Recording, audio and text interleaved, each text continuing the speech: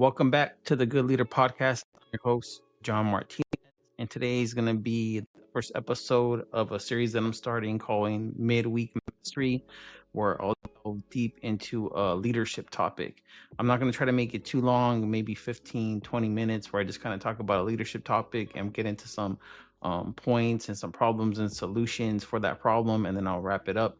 But this is going to be the first episode in that. So, hope you like it. Hope you support. And the topic of today's conversation is going to be the power of adaptability and leadership. And some of the 5 key bullet points that I wrote down was to embrace change. Successful leaders are those who can pivot, adapt quickly in the face of uncertainty, staying ahead of the curve. Number 2 is to foster a flexible mindset. Encourage a culture where flexibility is valued, allowing teams to innovate and to respond to challenges and be effective.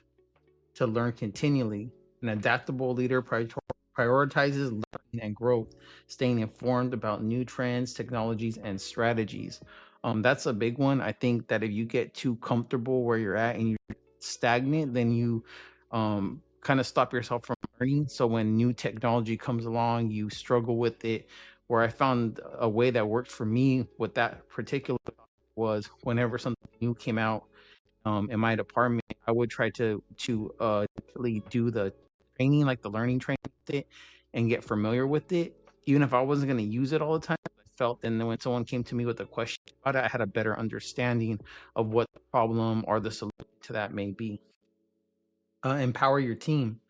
Equipped team with a tool and autonomy to make decisions, fostering adaptability at every level in your organization. I This is important also to not be a micromanager. You need to trust those around you. Like myself, being a police captain and also serving as an interim chief role, I cannot be everywhere. Be on patrol all the time. I cannot be there every time there's a case issue. So I had to put people that I could trust in certain positions strategically to make sure that those things got done. So you're really as strong as the people that you have around you, and you also have to mold leaders that you see may have good qualities but maybe need a push in a certain direction, so that way they become less dependent or codependent on you, and they can make decisions without you around, and good decisions without you around. Stay grounded. Core values. Adaptability is crucial. It's a equally to remain anchored in core values, ensuring that flexibility doesn't compromise integrity. That's a good one. I think that if you're like, for I'm just using the police for a lot of my experience, right? It's to help people, right? So that should be our ultimate help people, to protect people.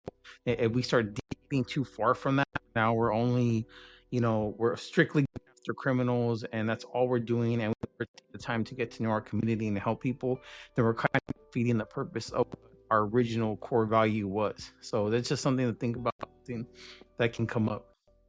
And you can, whatever your job is, you can relate it that. What were the core values, and have you guys deviated too far from that? Or, in anything, relationships is the same thing. Hey, our core, initially when we met, our core values were to make sure that we continue to date even within the relationship or the marriage or whatever. But do you still continue to do it, or have you strayed so far that now you've lost sight of that original goal, and maybe you need to come back to it?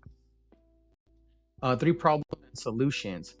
Problem 1 is resistance to change. The solution is to implement change gradually and transparently, involving your team in the decision-making progress to increase buy-in and reduce resistance.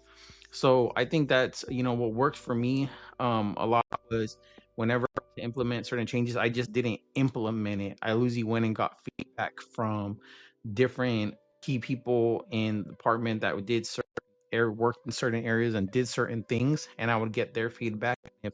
If it sounded like a good idea, and they said that this would work or this would help them, then I would implement it. I didn't make my decisions in a vacuum. Basically, I wasn't just like, oh, I want to do this, let me just do it.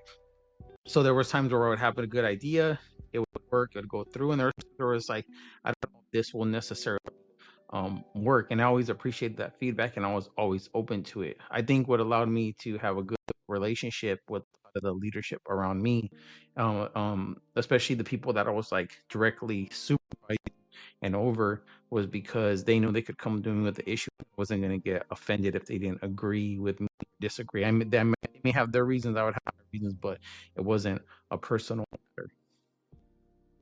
And the next one is let me see, is overwhelmed overwhelmed with constant shifts. Solution: establish clear priorities and maintain a constant communication channel to help your team navigate changes without feeling overwhelmed. I think what they mean by constant shifts is that is the goal constantly changing. Like, ever, I know people heard that they're moving the goalposts.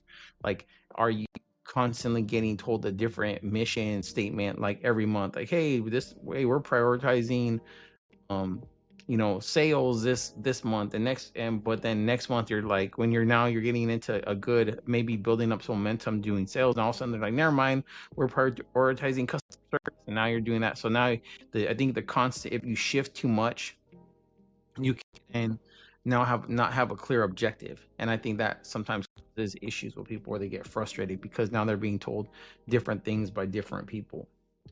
Another problem is a lack of innovation. Encourage a culture of continuous learning and creativity by providing opportunities for professional development and rewarding innovative ideas. So that's something I could tell you from experience. That's what I did. I always was looking for leaders in the group, even the unofficial leaders in the group, the people that were kind of, good or bad, the ones that had the voice that seemed to sway people, right? And they were the ones that I would usually have conversations with and be like, what are your concerns? Why do you feel the way you feel? What do you think is not being done correctly? And then when we get their buy-in, the first thing that I would do would be like, I have no problem addressing the issues that you want to address, but I also directly involved in addressing these issues. And 9 out of 10, they would get involved, and it would do twofold, right? They would have experience to address the issue and be able to make it better, but then they would also learn to see the other side from the management perspective, supervisor perspective, of like, okay, dang, this is not as easy as I thought. And a lot of times it gave them more empathy, more of an understanding of, like, you can't just flip things with the flip of a switch. But it also made them, I think, good leaders, in the sense of where they learn to now, it doesn't help to complain all the time, meetings or when it helps to have solutions. It helps to get involved, and if you don't want to get involved to put in the work, then you can't ultimately fix problems that you say you have. A current event example. A current event illustrating the importance of adaptability is the ongoing evolution of remote work. Companies that adapted quickly to the remote work model during the pandemic continue to thrive, while those resistant to change struggle with productivity and employee satisfaction. Leaders embrace hybrid work models, invest in digital collaboration tools, and focus on employee well-being are setting the stage for future success. So I think what that comes down to is kind of that work life balance. I've heard both arguments. I heard some people that life balance, like, you just have to, if you want to get the job done, you have to be there. And I've seen it the other way, where it's like, they're uh remote working, but they're not really doing their job. I think it's somewhere in the middle. I think that you need to be involved in your company enough to there's some kind of culture there, some time of face to face once in a while. But I do think in some jobs that you can probably get away with being remote, especially if it's just a lot of logistical things where you're not having face to face meetings. And law enforcement, that was not really a thing. And honestly, the guys that I saw were connected to, I want to say connected to law enforcement, like, were not in law enforcement, but some other capacity kind of it that did remote work. I would say a lot of animosity started developing between that, because there was times myself and experienced it myself where I would be at work, and the other people that are involved in these decisions, especially above me, were not available because they were remote working. And um, uh, in certain jobs, and I'll say in my job, and I'm pretty sure law enforcement, firefighter, the medical field, most of the time you're going to want to see a leader that is not directly involved, but that is there to have conversations, to make decisions if emergency situation comes up. You want to be there, but not also be over everybody, in the sense of like you're just hovering over everybody's shoulder. It's a mix. I think it's a mix of a balance, but I think the pretty much the example that Kerman is making is like being adaptable to what works best for your company, your culture, your environment. And my closing summary is adaptability is no longer just a valuable trait. It's a necessity for effective leadership. In a world that constantly is changing, the ability to pivot, learn, and empower your team to do the same will set you apart as a true leader. Remember, the most successful leaders are those who remain flexible without losing sight of their core values. And that's ultimately what it always comes down to. Like, can you complete the mission and be flexible, but also not deviate from the original goal? And that can be difficult at times depending on the situation. But it's not the just do whatever to get the mission complete. I think when you have that attitude, willing to burn your guys out, or hey, well, I'm gonna work them to death. I've seen that. I've experienced it myself, where it's like there's no plan for the after effect. And what happens is you end up with a lot of guys that are burnt out, pissed off, not happy, because you've helped, I would say, your management, whatever, maybe reach their goals. What is the back? How does that now benefit the people that helped you get there? If there's no benefit in them doing that, and they feel like you just got that win, it somehow benefited you, and then you're off into the sunset with it. You're gonna have a lot of disgruntled people that you end up leaving behind, which ultimately leads to a bad culture and things like that. For more insights on leadership and adaptability and thriving in today's fast-paced world, make sure to support the Good Leader brand and tune into the Good Leader podcast for more valuable discussion and tips to elevate your leadership game. Don't miss our upcoming episodes and be part of a community that's committed to leading with strength and purpose. Me and my brother also do a podcast on Sundays. Call it Sunday Service. Right now we're reviewing the book Wild at Heart by John, I think it's Eldridge, and it has a lot to do with men, masculinity, faith, the Bible, what do you believe in, and that's a topic we're touching on. I'm also my good friend who's involved with the homeless and also involved with Skid Row Running Club out in LA. We're talking about maybe working on doing a one to two episodes a month, as far as with what he's doing, which is a elite performance recovery, which has to do with running, physical fitness, also recovery for addicts that are struggling with addictions, whether it be alcohol, drugs, mental health issues. He has a wealth of experience in that. He's working in LA helping people with that.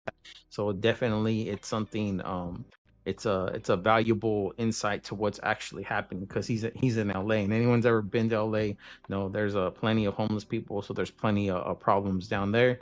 I appreciate you tuning in. Like, comment, subscribe, support us. If you're interested in any merchandise that you see me wearing, Good Leader stuff, is the We Write at Dawn shirt. You can go to leader.shop and support us. I'm on Instagram, YouTube, and TikTok, and I'll post up Uzi clips, and I'll post up the whole episodes on YouTube. So appreciate it. If you have any comments, go ahead and leave them. Always open to constructive criticism, but I'm not gonna sit there and argue with people about nonsense or whatever. That's not the purpose of this platform. Trying to spread leadership vibes, help men that are having mental health issues, or don't know how to deal with them, coming from being a dad, being a veteran, having a lot of experience in law enforcement, operating a business, being married, gone through divorce, been single, back to being in a relationship, having a kid.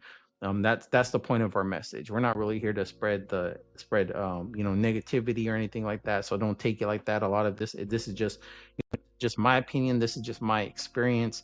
If it helps you, it helps you. If it doesn't, it doesn't. But any support we get is greatly appreciated. Good leader out. I hope you have a good rest of your week. This is the midweek mastery. I'm gonna try to do this every week. That's why I'm calling it midweek, because I'm gonna try to have to fit into whatever I'm doing somewhere in the middle of the week, and then get it to you guys as soon as I can edit it. But I appreciate it. Have a good day. Be strong. Be a good leader.